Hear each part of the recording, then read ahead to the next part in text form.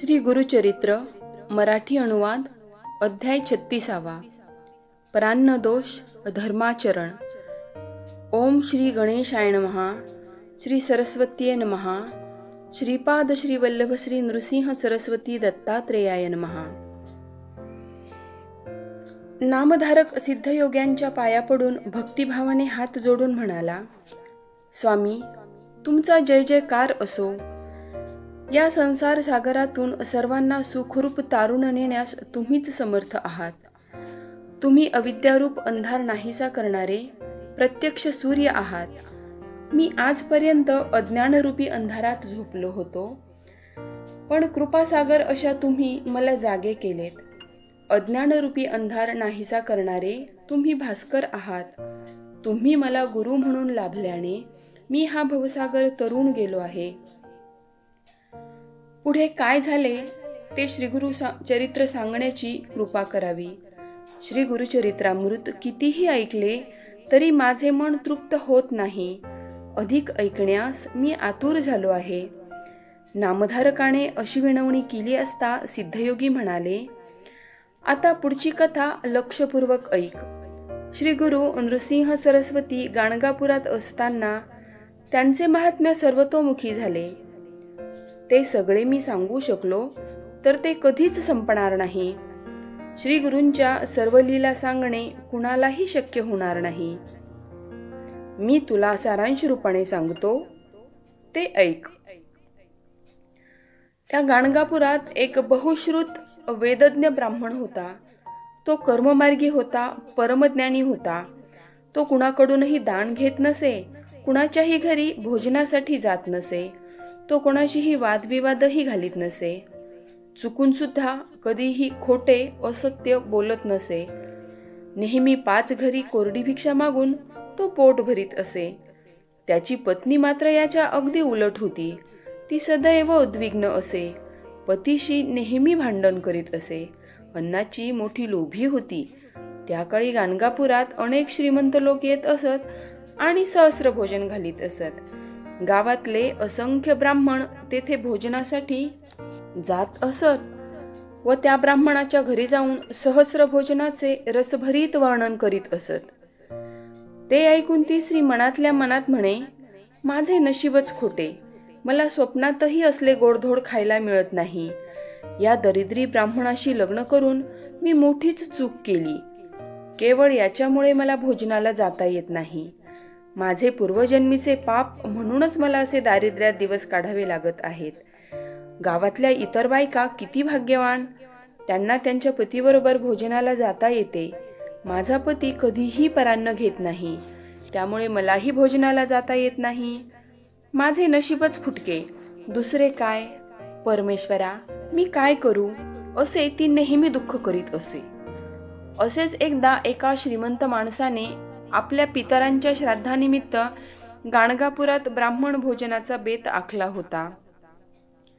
त्याने गावातील अनेक दाम्पत्यांना भोजनाचे आमंत्रण दिले होते। ते पाहून ती ब्राह्मण स्त्री आपल्या पतीला म्हणाली, आज आपल्या गावात एका श्रीमंत ब्राह्मणाने पितृश्राद्धानिमित्त सुग्रास भोजन देण्याचे ठरविले आहे।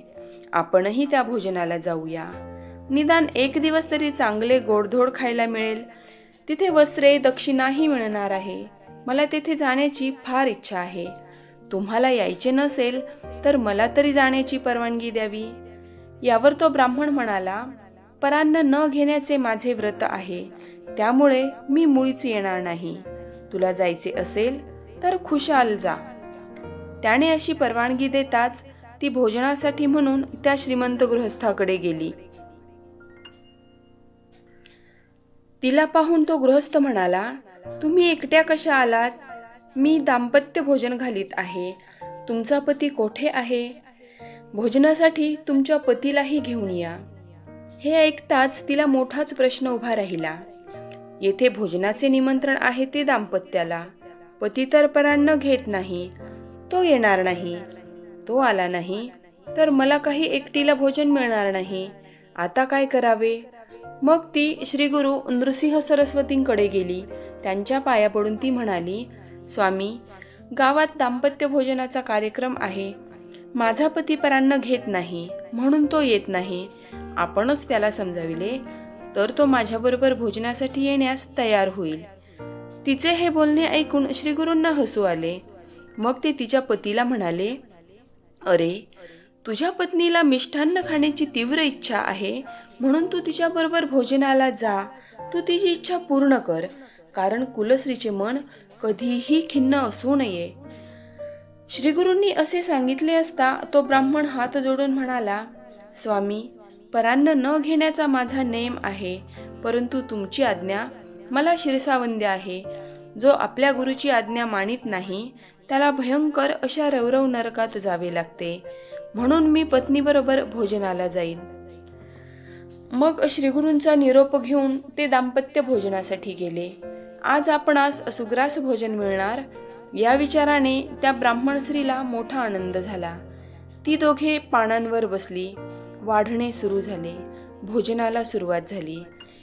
त्यावेळी त्या ब्राह्मण स्त्रीला एक विलक्षण अशुभ दृश्य दिसले. आपल्या पानातील अन्न सुकर आणि श्वान खात आहेत. ते दृश्य पाहून घाबरलेली ती स्त्री एकदम पानावरून उठली. भोजन करीत असलेल्या इतर ब्राह्मणांना व आपल्या पतीला आपण काय पाहिले ते सांगितले. मग ती आपल्या पतीसह घरी आली. ती पतीला म्हणाली, तुम्ही सुकराने आणि श्वानाने उष्टे केलेले अन्न खाल्लेत असे मला दिसले. मला याबद्दल क्षमा करा. तुम्ही नको नको म्हणत असतानाही मी तुम्हाला भोजनाचा आग्रह केला. माझेच चुकले. हे ऐकून त्या ब्राह्मणाला अतिशय राग आला. तो दुःखाने म्हणाला, माझे दुर्दैव, म्हणून तुझ्याबरोबर भोजनाला आलो. माझा नेम तर मोडलाच, शिवाय कुत्र्याने व डुकराने तोंड लावलेले अन्न खावे लागले. त्यानंतर तो ब्राह्मण पत्नीसह श्रीगुरूंच्या कडे आला. दोघांनी श्रीगुरूंना भक्तिभावाने नमस्कार केला. तेव्हा श्रीगुरू हसत हसत त्या ब्राह्मण पत्नीला म्हणाले, काय, परान्नाचे सुख कसे वाटले? परान्न घेत नाही म्हणून तू सदैव आपल्या पतीला नावे ठेवीत होतीस. आता तुझी इच्छा पूर्ण झाली ना? श्रीगुरू असे म्हणाले असता ती स्त्री श्रीगुरूंच्या पाया पडून म्हणाली, स्वामी, मला क्षमा करा. मी खरोखरी अज्ञानी आहे. माझ्या हव्यासापायी माझ्या पतीचा व्रतभंग झाला. मी त्यांना हट्टाने परान्नासाठी नेले. मी मोठाच अपराध केला आहे. मला क्षमा करा. मग तो ब्राह्मण श्रीगुरूंच्या पाया पडून म्हणाला, या माझ्या पत्नीमुळे माझा नेम मोडला. ही माझी पत्नी नाही, वैरिणी आहे. हिच्यामुळे माझ्या हातून नेम मोडण्याचे पाप घडले आहे. आता मी काय करू? त्यावर श्रीगुरू हसून म्हणाले, चिंता करू नकोस. तू तुझ्या पत्नीची परान्नाची वासना पुरविली आहे. आता तिचे मन तृप्त झाले आहे. आता ती पुन्हा कधीही परान्नाची इच्छा करणार नाही.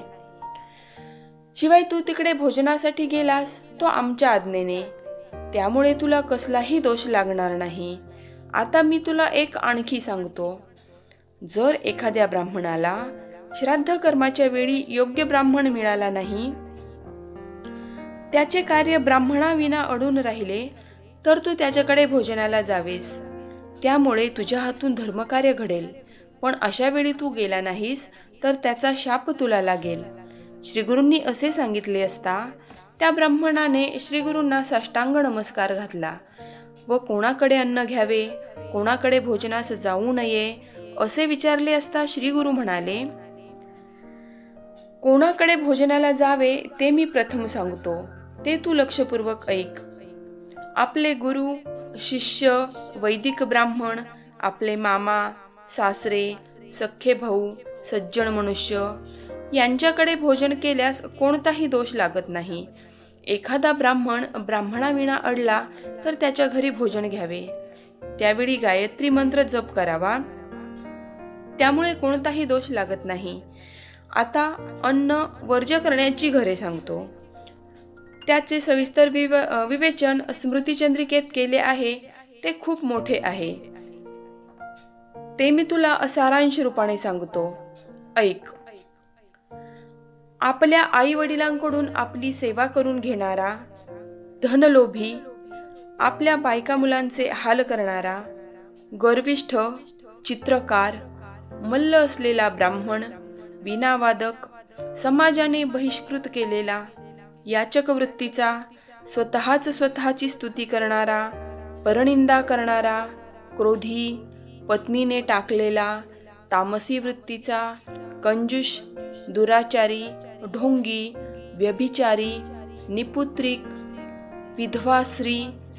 विधवा स्त्रीच्या अधीन असलेला पुरुष, ब्राह्मण असून सोनार काम करणारा, अतियज्ञ करणारा, लोहार, शिंपी, धोबी, दारू तयार करणारा, आपल्या जाराबरोबर राहणारी बाहेल स्त्री, चोर, कपटी, पतिताकडून धन घेणारा, सौदागर, देवभक्ती न करणारा, जुगारी, स्नान न करता भोजन करणारा, संध्यावंदन न करणारा, कधीही दानधर्म न करणारा, आपल्या पितरांचे श्राद्ध कर्म न करणारा, दांभिकपणे जप करणारा, पैसे घेऊन जप करणारा, दुसऱ्यावर केलेले उपकार बोलून दाखविणारा, व्याजाने पैसे देणारा, विश्वासघातकी, कुलपरंपरा मोडणारा, हिंसक, खुनी, आशाळभूत, परान्न घेणारा, पंचमहायज्ञ न करणारा, घरच्या अन्नाची निंदा करणारा व परान्नाची प्रशंसा करणारा, परगृही राहणारा, अशा लोकांकडे कधीही भोजनास जाऊ नये. अशा ठिकाणी भोजनास गेल्यास त्या यजमानाचे दोष आपल्याला लागतात, म्हणून अशा यजमानाच्या घरी भोजन घेऊ नये. त्याऐवजी भूमिदान, सुवर्णदान, गज, अश्व, रत्नदान केल्यास दोष लागत नाही.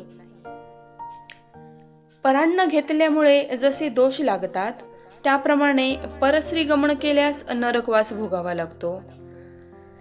अमावस्येला परान्न घेतल्यास मासपुण्य जाते.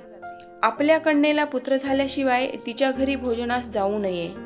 त्याचप्रमाणे सूर्यचंद्र ग्रहणाच्या दिवशी अन्न घेऊ नये.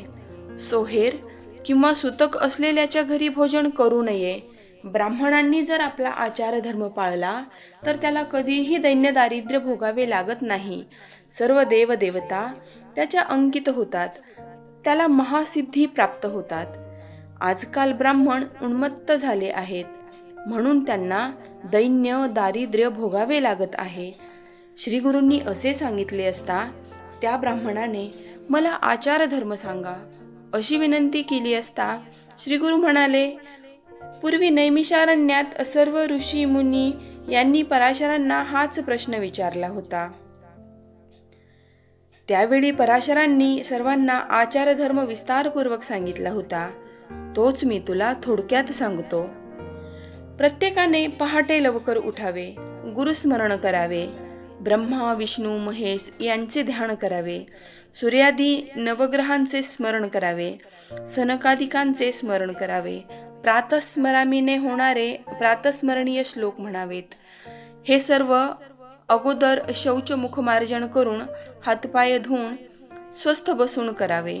स्नानापूर्वी व नंतर आचमन करावे. त्याचप्रमाणे झोपण्यापूर्वी, उठल्यावर, भोजनापूर्वी, भोजनानंतर, जांभई व शिंक आल्यावर, लघुशंका व शौच केल्यावर, वात सरला असता, वाईट दृश्य दिसले असता आचमन करावे. आचमनासाठी पाणी मिळाले नाही तर डोळे व कान यांना स्पर्श करावा. ब्राह्मणाच्या उजव्या कानाजवळ सूक्ष्म रूपात अग्नी, वायू, अपोदेवता, चंद्र, सूर्य, वेद व वरुण या 7 देवता असतात.